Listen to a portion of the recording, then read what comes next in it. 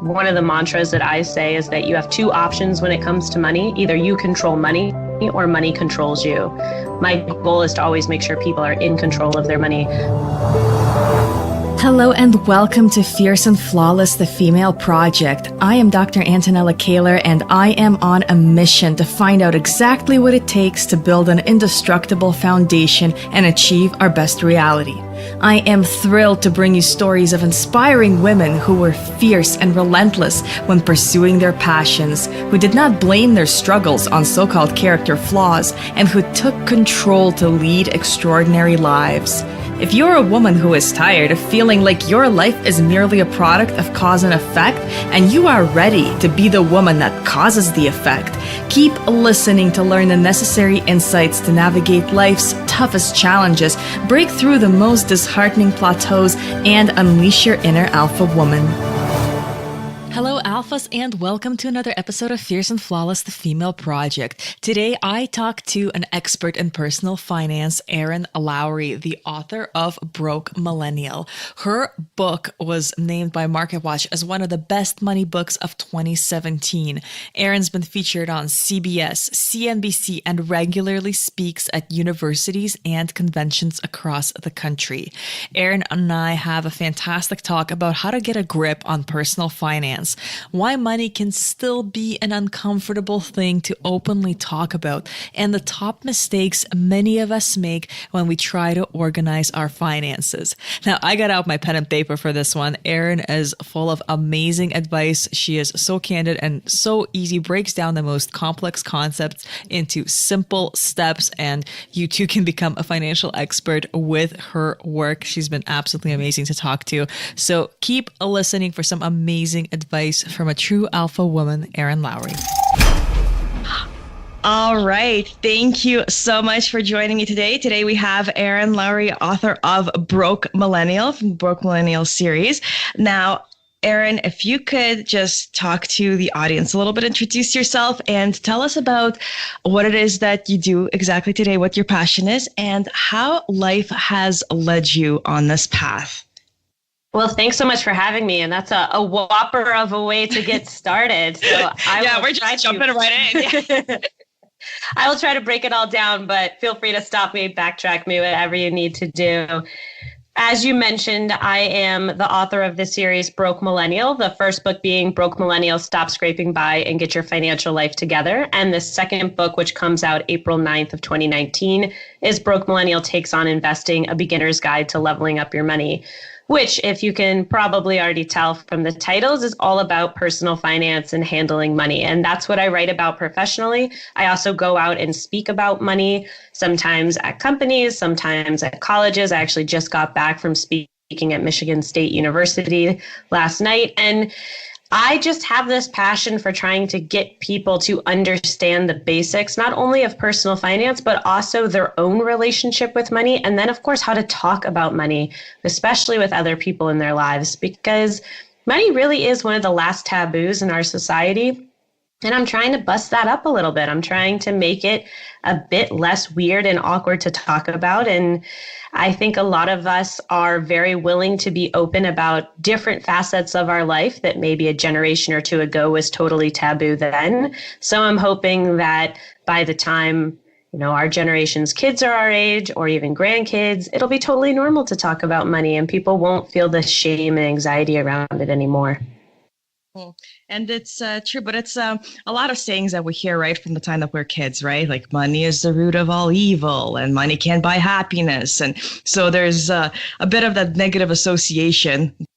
I think it does depend culturally, too, how you were raised and how your family talked about it. In the second chapter of my first book, we immediately dig into your emotional relationship with money. And a lot of that does get passed down from your family.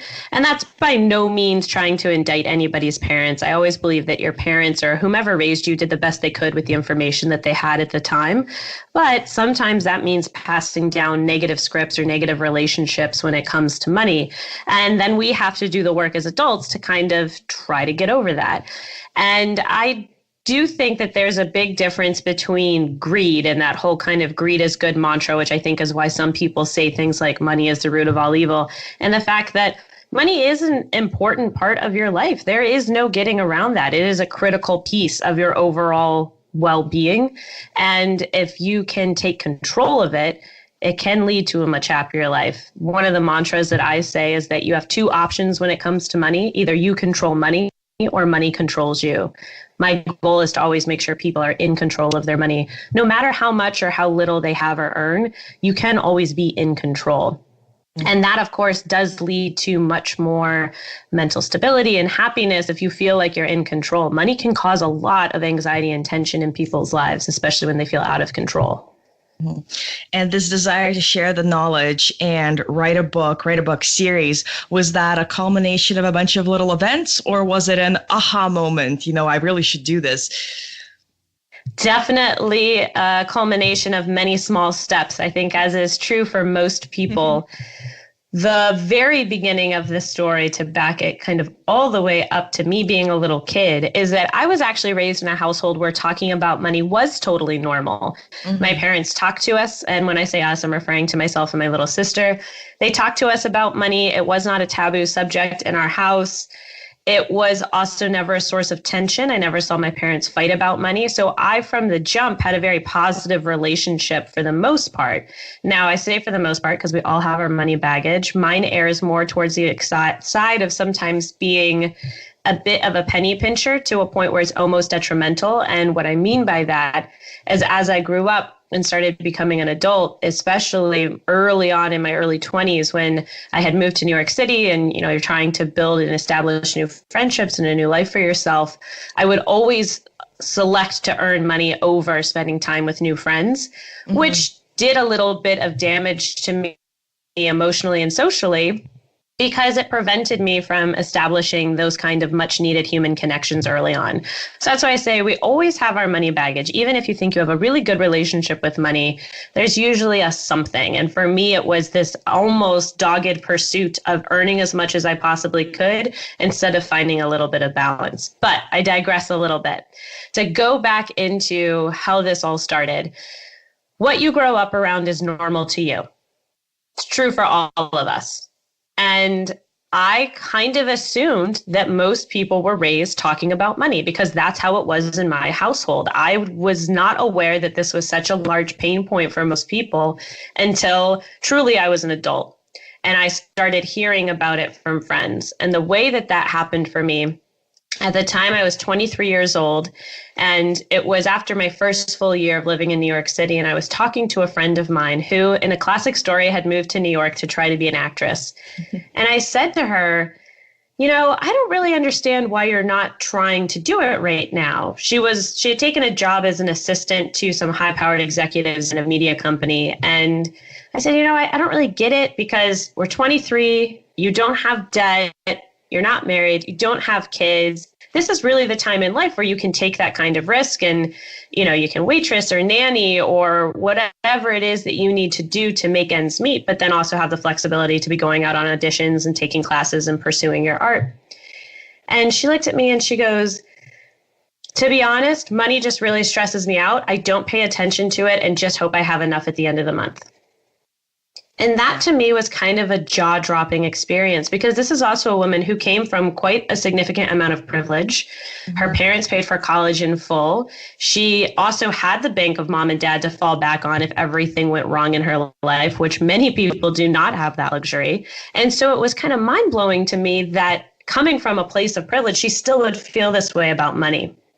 And that to me was a very light bulb moment. And that was my first little step that started this process of creating the overall brand Broke Millennial. And I started by going home and creating a blog. It was 2013. It's what most people were doing at the time.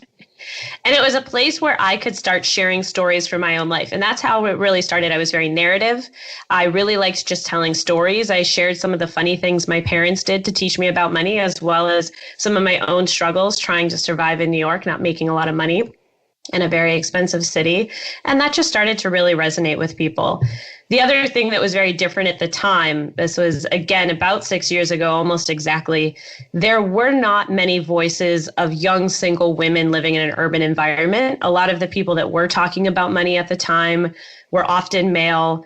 usually married, usually living in a low cost of income or low cost of living area, generally had a family. And that really is not a lived experience for a lot of younger millennials. So that was another thing I think that really worked to my advantage, as I was one of the early voices of, I'm young, I'm not married, I don't have kids, I live in a big city, I'm not making a lot of money.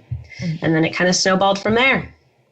Now, are there any considerations when it comes to finance that women need to approach a little differently than men? I get asked that question a lot. I would say yes and no. I guess the reason I would say that is, one thing, it depends, again, on your upbringing, your cultural belief in money and gender dynamics. But I'm very much of the a man is not a financial plan type rhetoric. I believe you always need to be able to earn money yourself. If you have chosen to step back from a career to raise a family, you still need to be an active participant in the family financial situation. I'm also a big advocate for prenups. My husband and I got one before we got married at my request. So I believe in playing a little bit of defense when it comes to your finances and always being in control, as opposed to ever ceding that control to another person. Now, it's kind of natural in a relationship or in a marriage that one person might kind of take lead. It just might be more of interest to them, or it's just easier for one person to play point. I'm sort of the point person in our marriage on handling the family finances. But, well, it's just the two of us when I say family. But we have once a month money meetings. He knows all the information. He has access to the accounts. So there's not any sort of total control, which you can sometimes see shake out. I also believe we as women have a little bit tougher time when it comes to certain things like negotiating. Whether or not that's because we struggle to negotiate on our own behalf. Studies have shown women actually negotiate very well if they're negotiating on behalf of someone else.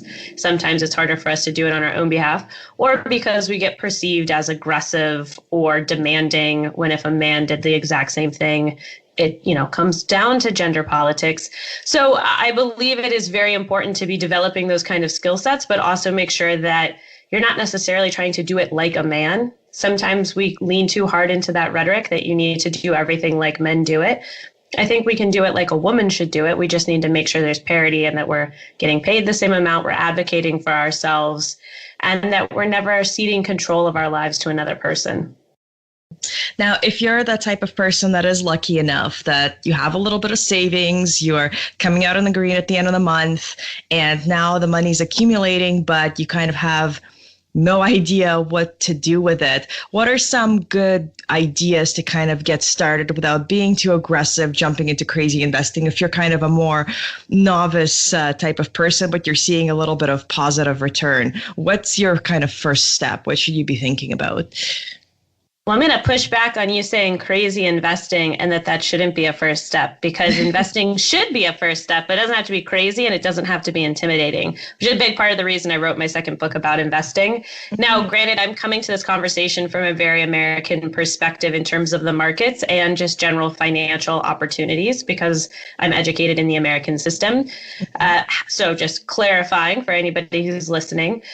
But I will say, if you are in a position where you're in the green and you've hit your savings goals really need to be a first priority. So first of all, an emergency fund. If you're dealing with any sort of debt, my recommendation would be $1,000 in emergency savings if it's just you, $1,500 if you have any sort of a dependent. And I do count pets as a dependent because they have emergencies too. Sure. So I would say just keep that in mind. If you're paying down debt, you also should be aiming to build up a savings buffer as well. Reason being, if you're in debt and you have no cushion, something will inevitably go wrong, whether that's a tire blows out on your car, something breaks in your home, someone gets sick. And if you have no savings cushion at all, you're going to have to finance that somehow, and it'll probably be on a credit card, and that just continues the debt cycle. So I would say step one is make sure you have that emergency savings fund. Now, if you're completely debt-free, which is amazing, and you have set up your savings goals and you've started to fund those and you feel very confident, that's when I'm saying you need to start looking into investing. Now, a good way to start is just with retirement. Maybe you have an employer plan through work and you can contribute to your employer matched retirement plan. Whether you have debt or not, I always recommend that you take advantage of any sort of employer match. We use the rhetoric save for retirement, and I think that's a bit of a misnomer because truly you are investing for retirement. So if you're someone listening right now who feels that you're not ready to invest, investing's too overwhelming, but you're contributing to an IRA or a 401k, well, you're probably already investing. Mm-hmm. So that's just something to keep in mind. And in addition, I would say just getting started with investing can be pretty easy and straightforward. You can look at things like index funds. If you have enough money and you're comfortable enough with your savings cushion and you don't have debt that you're trying to pay down other than maybe a mortgage, you can go ahead and start looking at ways that you can get involved with investing. It doesn't have to be overwhelming. You don't have to go do individual stock picking. In fact, I recommend that you don't. And it's a really easy way to just kind of dip your toe in and get started and get comfortable. And that's truly one of the best ways for you to start building your wealth and to become a millionaire or a multimillionaire in your lifetime is to start investing early and be consistent about it.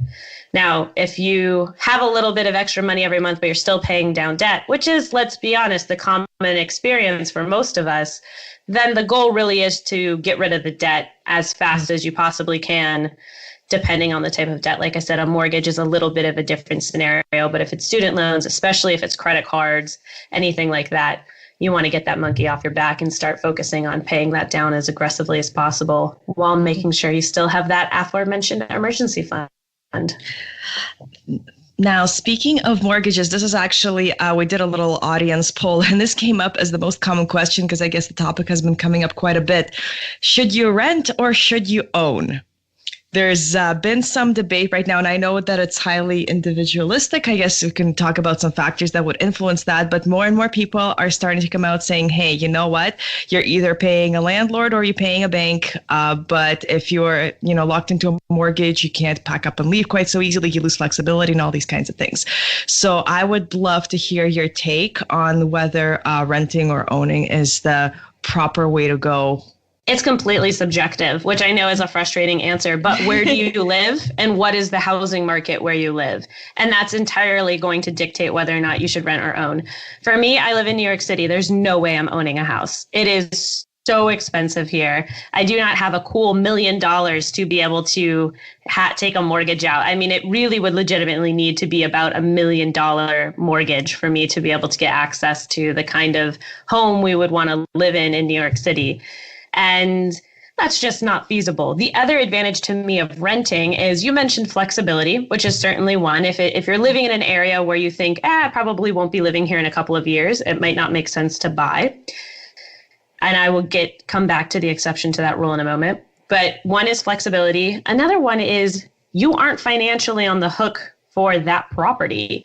So for instance, if a pipe bursts or the water heater goes out or anything like that happens, your landlord has to take care of that. You're not financially liable for that. To me, that's a huge advantage right now of renting, is the idea of owning a property where I then also have to take care of all the finances and also pay property taxes and everything else. It doesn't mean it's necessarily going to be cheaper for me to own than to rent. Now, I understand that over time, it's an asset. Over time, I would hopefully own that home outright in my lifetime. But a lot of people are on a 30-year mortgage, and I don't think I would probably stay in that particular home for 30 plus years. Now, there's the whole argument of you still probably will get a return, depends on your housing market. So I get it. Now, I think that there are people who want to get into real estate investing, which is a completely different conversation than looking at your primary residence. I don't really consider that an investment. Mm-hmm. And that's just my own school of thought, talking to many people, different ways that you can consider it. But it's not something you can liquidate easily.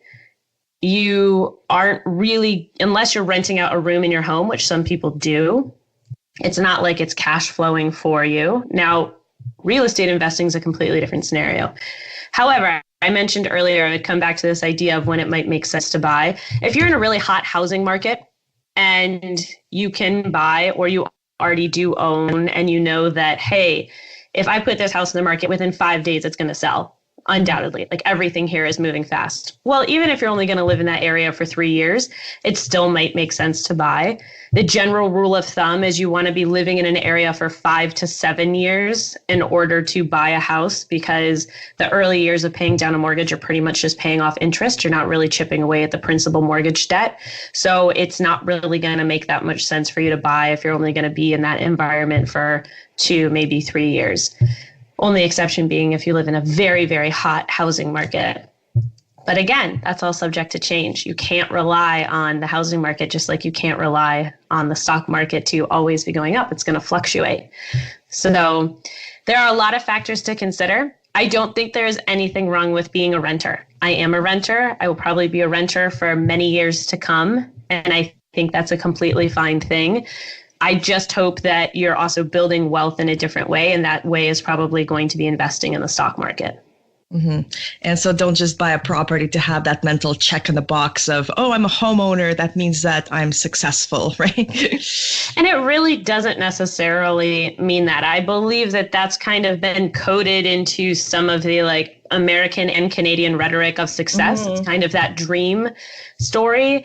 And I think we need to update that a little bit. There is no, the only way that you are a total grown-up and successful person is if you own your own home. That's certainly not true. So just keep that into consideration. The other thing, too, is if you're a renter, you might be able to afford to live in a nicer area or a nicer home than if you're an owner. So it depends also on what you want out of your life and what you want for your lifestyle. Mm-hmm.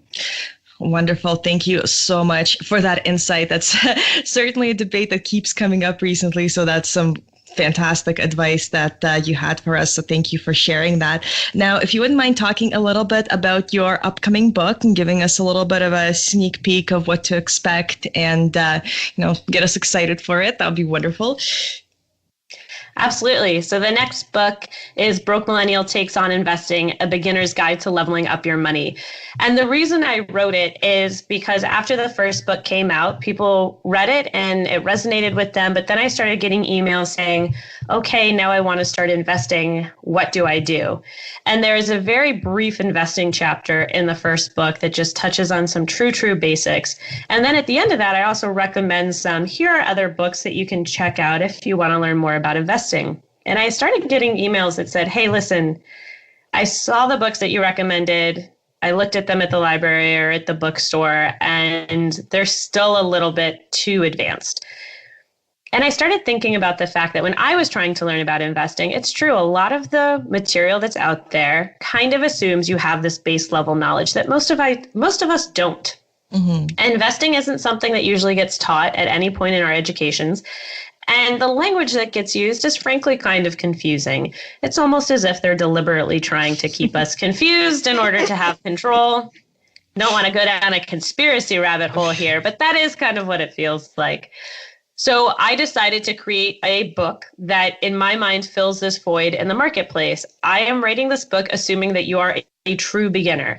You can come to this book having no idea what it means to assess your risk tolerance, asset allocation, time horizon. You don't need to know what index fund investing is. You don't even need to know what a stock is or how to buy it. I will go through all of that. And I also address very millennial specific pain points like, hey, I have student loans. Should I still be investing as well? There's a whole chapter dedicated to that question. So I really wanted to create something that was more relevant to today's generation, the questions that we're facing, as well as just kind of takes a few steps back and says, hey, you don't have to know a thing about investing in order to get started and ultimately be successful. I'm going to help walk you through this. And the other caveat I will say is I'm not an investing expert. So this isn't written from the perspective of me being any sort of expert. I interviewed a lot of very smart, very experienced people, and I kind of position myself as working more as a translator. So I'm making this language of investing more palatable and easy to understand and offering that to anyone who's interested. Oh, that sounds amazing, because that's exactly right. Like you mentioned, even if you have the money, it sounds so intimidating. Even if you look into the basic newspaper articles, anything to do with finance, it's so easy to get lost in all the jargon. And then, you start term, and then when you look up one definition, there's like 6 other words that you don't know, and it just kind of snowballs from there. And then a lot of people just put it away and say, you know what, this is really maybe not for me. So that's so wonderful that you're going to translate this for the rest of us. That's amazing. Now, is this available for pre-order? Is there a link that we can put up that people can refer to? Yes, absolutely. I can give you a link. You can pre-order it now. It is already available for pre-order on Amazon, Barnes & Noble, as well as, I believe, a few others like Powell's, a few indie bookstores. And then it does hit shelves April 9th. Now, I will also give the disclaimer of, again, this is written in a very American perspective. I had an international follower ask me recently if there was content for people overseas. So yes and no. I would say there is a lot about also assessing things like risk tolerance. How do you emotionally handle it when the market changes? And those are things that really transcends no matter which market you're playing in. But the language that I use and a lot of the terms that I use are American market specific. Now, things like time horizon, risk tolerance, diversification, that all, goes into any different type of investing marketplace. But I do want people to know I am focused on the American system, and mostly just because that's what I know. And that's where the experts are focused on as well. Fantastic. That sounds great. I cannot wait to dig into that one. That sounds like it's going to be absolutely amazing. Now, speaking of books, we're wrapping up right around the end of our time here. And I always like to pester my guests with a question about their favorite book, which I know can be really difficult, especially if you're a big reader. There's like 100 favorite books. But if there's one that you can recommend for our audience that you think that they should have a read that had a positive impact on you, I would really appreciate that. It's always such a heavy question because you want to come with some really great, eloquent answer of this mind-blowing book. But, I think I'm just going to focus on what book have I read more than once. Mm-hmm. And I am going to go with Tina Fey's Bossy Pants. I love that book so much. And it isn't a mind-blowing, gonna change your life type of self-help book. It just really chronicles her experience. But to me, anytime that there is a person that I look up to, I love reading any sort of autobiography or biography. And she's just so witty and so hilarious. And she also digs into a lot of her early failures and how she pivoted and turned it into the powerhouse she has now become. So highly recommend Bossy Pants. Completely agree. I actually saw that book. I picked it up right before a pretty long flight, and I couldn't put it down. It was great. It was so fun. Perfect. Thank you so much. We're going to have, of course, for our audience here, we're going to have a link to that. If you haven't read that book, I also absolutely second that one. It's a great read. You're not going to be able to put it down. So thank you so much, Erin. Thank you for spending the time to talk to us, giving us so much gold-plated advice. I really appreciate it. Now, if there's any final message that you want to share with the audience before we sign off. I just want to say thank you so much for having me, and thanks to the audience for listening. And my last thing about money is something will resonate with you when it comes to learning about money. So it doesn't have to be the way I talk or my book or my YouTube shows or anything like that, but there is something out there that will fit for you. So just keep searching until you find that thing that resonates and really motivates you to learn about money. Awesome. Thank you so much, Erin. You have a wonderful rest of your day. Thank you for spending the time to talk to us. Thanks, you too. Hey Alphas, it's Dr. Antonella from Fierce and Flawless, the Female Project. I cannot wait to bring you more incredible stories and exceptional insights from women who made an impact. So join me on this journey. Subscribe and comment with nominations for guests you would like featured next. I want to deliver content that ignites a spark in you, so your feedback is extremely important to me. To connect with me and to get the resources mentioned in this episode, visit www.thefemaleproject.net or add me on Instagram at dr.antonella. Thank you for listening and stay tuned.